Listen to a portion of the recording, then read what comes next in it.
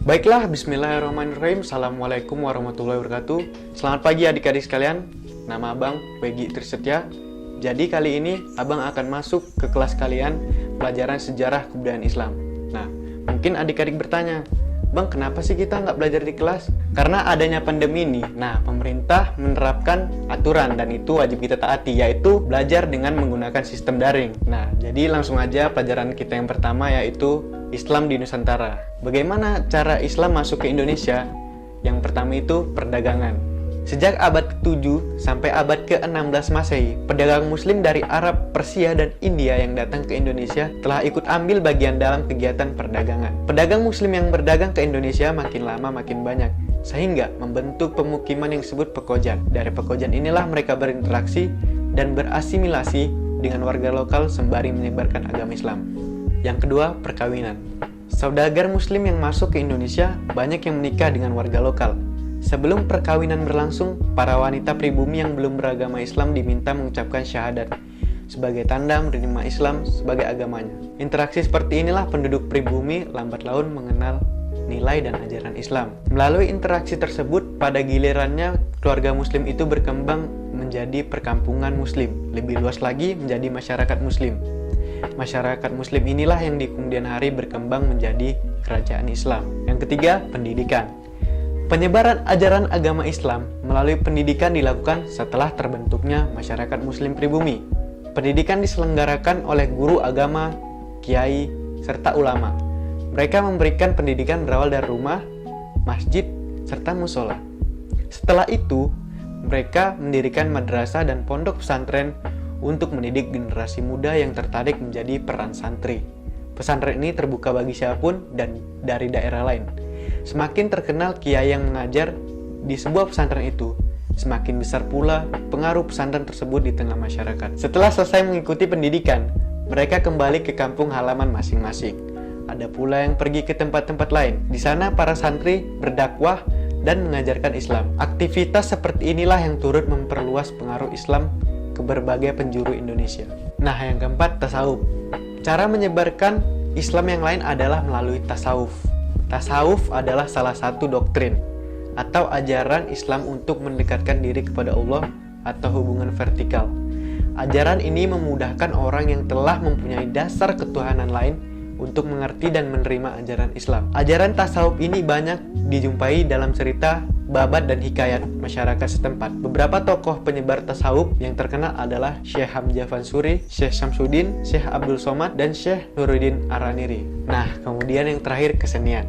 Penyebaran agama Islam di Indonesia terlihat pula dalam kesenian Islam, seperti peninggalan seni bangunan, seni pahat, seni musik, dan seni sastra. Hasil-hasil seni ini dapat pula dilihat pada bangunan masjid kuno, semisal di Aceh, Demak, Cirebon, dan Banten. Kesenian ini adalah salah satu unsur kebudayaan, sehingga kesenian mengambil peran penting dalam titik penyebaran Islam melalui budaya.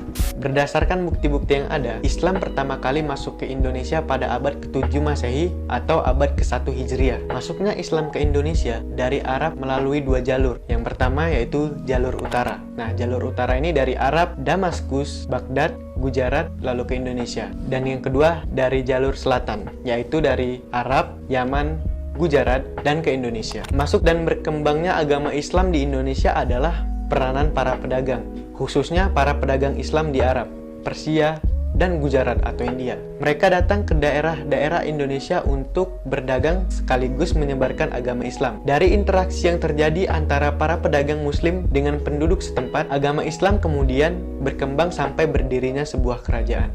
Kerajaan Samudra Pasai adalah kerajaan Islam pertama di Indonesia. Pada saat itu, Pasai menjadi pusat perdagangan yang banyak disinggahi para pedagang dari berbagai negara, termasuk para pedagang Islam dari Gujarat dan Persia.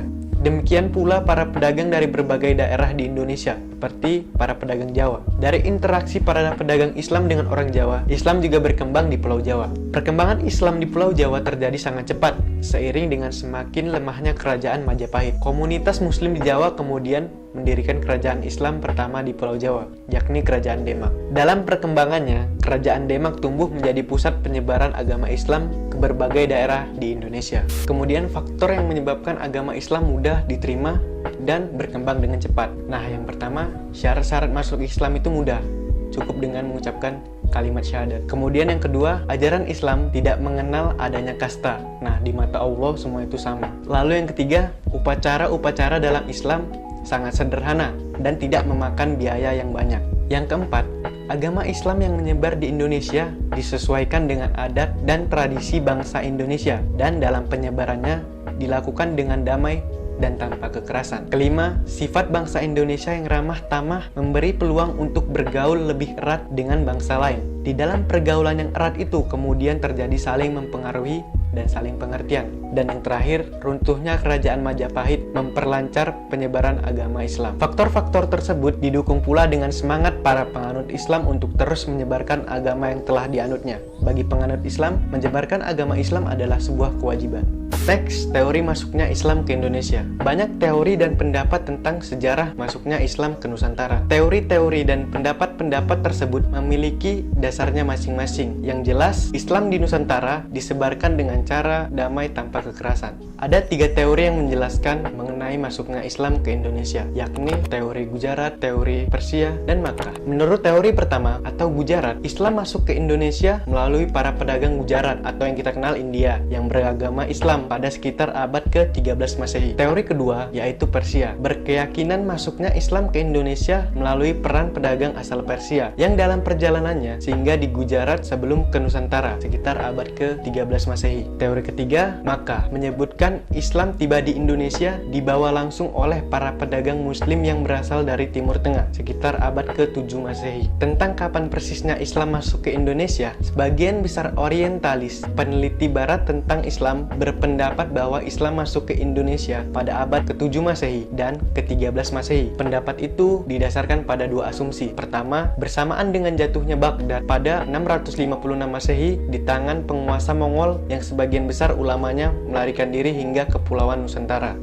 Kedua, ditemukannya beberapa karya sufi pada abad ke-13 Masehi. Ada juga pendapat yang mengatakan justru Islam pertama kali masuk ke Nusantara pada abad pertama Hijriah, yakni pada masa pedagang-pedagang sufi muslim Arab memasuki Cina lewat jalur laut bagian barat. Kesimpulan itu didasarkan pada manuskrip Cina pada periode dinasti Tang. Manuskrip Cina itu mengisyaratkan adanya pemukiman sufi Arab di Cina yang penduduknya diizinkan oleh kaisar untuk sepenuhnya menikmati kebebasan beragama. Cina yang dimaksudkan dalam manuskrip pada abad pertama Hijriah itu tiada lain adalah gugusan pulau-pulau di timur jauh, termasuk Kepulauan Indonesia. Pada manuskrip Cina itu pula terdapat informasi mengenai jalur penyebaran Islam di Indonesia. Disebutkan masuknya Islam bukanlah dari 3 jalur emas, yaitu Arab, India, dan Persia sebagaimana tertulis dalam buku-buku sejarah selama ini, melainkan langsung dari Arab yang dibawa oleh para pedagang Arab. Setelah itu, perkembangan Islam di Indonesia. Perkembangan Islam di beberapa wilayah Indonesia sekitar abad ke-12 sampai abad ke-16 adalah sebagai berikut. Pertama, Pulau Sumatera. Pada abad ke-7 Masehi, daerah Sumatera bagian utara adalah pusat perdagangan rempah-rempah yang sangat ramai. Pedagang-pedagang Arab banyak berlabuh di daerah tersebut. Letak pelabuhan yang berada di ujung utara Pulau Sumatera menyebabkan daerah ini menjadi tempat yang strategis untuk menunggu datangnya angin musim dari timur laut yang menuju ke barat. Dalam masa penantian musim tersebut, pedagang muslim Arab memanfaatkannya dengan bermacam aktivitas, di antaranya yaitu menyebarkan Islam. Kemunduran kerajaan Buddha Sriwijaya pada abad ke-13 Masehi dimanfaatkan oleh kerajaan Islam Samudra Pasai untuk muncul sebagai satu kekuatan baru. Kemudian Pulau Jawa. Penyebaran agama Islam di Pulau Jawa diperkirakan berasal dari Malaka. Namun, kapan tepatnya tidak diketahui dengan pasti. Bukti tertua tentang agama Islam di Pulau Jawa berasal dari batu nisan Fatimah binti Maimun di Leran, Gresik yang berangkat tahun 1082 Masehi. Namun, hal ini belum berarti bahwa saat itu Islam sudah masuk daerah Jawa. Setelah akhir abad ke-13 Masehi, bukti-bukti Islamisasi sudah banyak ditemukan di Pulau Jawa. Hal ini dapat dilihat dari penemuan beberapa batu nisan bercorak Islam di Troloyo, Trowulan, dan Gresik. Dalam berita Mahuan, yaitu 1400 1816 terdapat keterangan tentang adanya orang-orang muslim yang tinggal di kota Pelabuhan Gresik. Hal ini membuktikan bahwa komunitas masyarakat muslim mulai berkembang baik di Jawa, terutama di kota-kota pelabuhan. Pada waktu kerajaan Majapahit mengalami masa kemunduran di awal abad ke-15 Masehi, kota-kota pelabuhan seperti Tuban dan Gresik muncul sebagai pusat penyebaran agama Islam. Dari kedua kota ini, pengaruh agama Islam menyebar ke kota-kota pelabuhan lain seperti Demak, bahkan sampai ke Pelabuhan Maluku. Dari Demak, pengaruh Islam menyebarkan ke kota-kota pelabuhan yang merupakan daerah perdagangan yang sangat ramai seperti Cirebon, Sunda Kelapa, dan Banten. Oke, ini adalah terakhir yang paling terakhir, Pulau Sulawesi. Penyebaran agama Islam di Pulau Sulawesi, terutama di bagian selatan, diperkirakan terjadi pada abad ke-16 Masehi. Di daerah ini, proses Islamisasi terjadi melalui konversi pusat kekuasaan atau istana atau keraton. Konversi agama dijalankan dengan pusat kekuasaan yang telah ada. Mungkin sekian dari abang. Izatammal amru zuharun nukson atim masayaka wallahul musta'an. Walahir, assalamualaikum warahmatullahi wabarakatuh.